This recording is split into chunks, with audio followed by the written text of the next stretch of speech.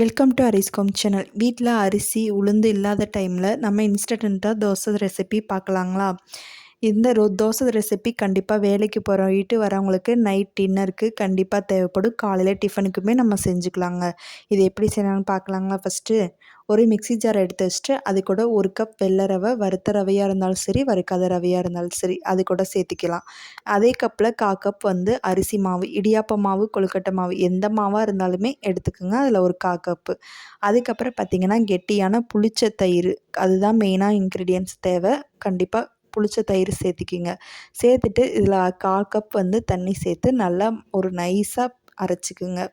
உங்களால் எந்த அளவுக்கு நைஸாக அரைக்க முடியுமோ அந்த அளவுக்கு அரைச்சி எடுத்துருங்க. எடுத்து இதை ஒரு ஓரமாக இருக்கட்டும். பாருங்கள், இந்த அளவுக்கு நைஸாக நான் அரைச்சி எடுத்திருக்கேன். இது ஒரு பக்கம் அப்படியே இருக்கட்டும். இந்த அளவுக்கு இருந்தாலே போதும், நம்ம நைஸாக அரைச்சிட்டோம். இப்போ பார்த்திங்கன்னா ஒரு கடாயை எடுத்து வச்சிடலாம். எடுத்து வச்சுட்டு தேவைக்கேற்ப எண்ணெய், 1 டேபிள் ஸ்பூன் கடுகு, 1/2 டேபிள் ஸ்பூன் ஜீரகம், இதை நல்லா பொரிஞ்சு வரட்டுங்க. இது கூட நீங்கள் வந்து பச்சை மிளகா கூட 2 பச்சை மிளகா சேர்த்துக்கலாம். நான் அதை ஸ்கிப் பண்ணிட்டேன்.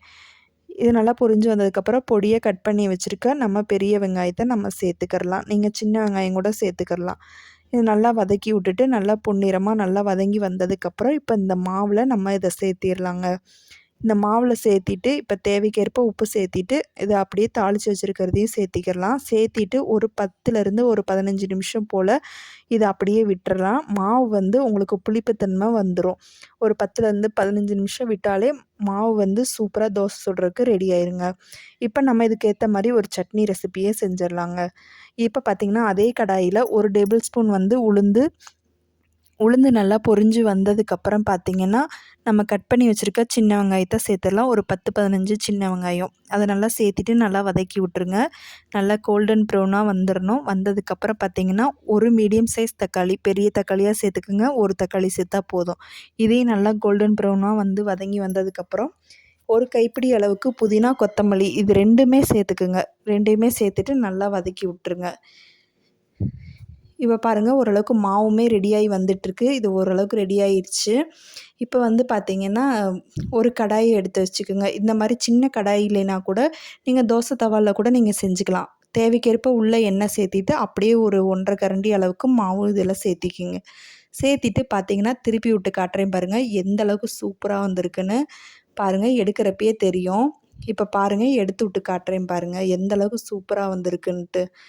அவ்வளோதாங்க, சூப்பராக ரெசிபி வந்து ரெடி ஆயிடுச்சு. இந்த இன்ஸ்டன்ட் தோசை வந்து அவ்வளோதாங்க. நீங்கள் வெறும் தோசைக்கல்லில் கூட நீங்கள் செஞ்சு பார்க்கலாம். இல்லைன்னா இந்த மாதிரி கூட நீங்கள் செஞ்சுக்கலாம். பாருங்கள், அந்த அவ்வளோதான். ஒரு 5 நிமிஷம் போல் விட்டிங்கனாவே வெந்து வந்துடும். திருப்பி காட்டுறேன் பாருங்கள் எந்த அளவுக்கு வெந்து வந்துருச்சுன்ட்டு. சூப்பரான தோசை ரெசிபி வந்து இன்ஸ்டண்ட்டாக செஞ்சாச்சுங்க. சாஃப்ட் அண்ட் ஸ்வீட்டாகவும் இருக்கும். ஒரு நல்ல மொறுமொறுப்பாக கிரிஸ்பியாக இருக்கும். இந்த இதுக்கு பார்த்திங்கன்னா நம்ம கொத்தமல்லி புதினா சட்னியுமே ஒரு பக்கம் ரெடி பண்ணியாச்சு, அரைச்சி தாளிச்சாச்சு. சூப்பரான காம்பினேஷனுங்க.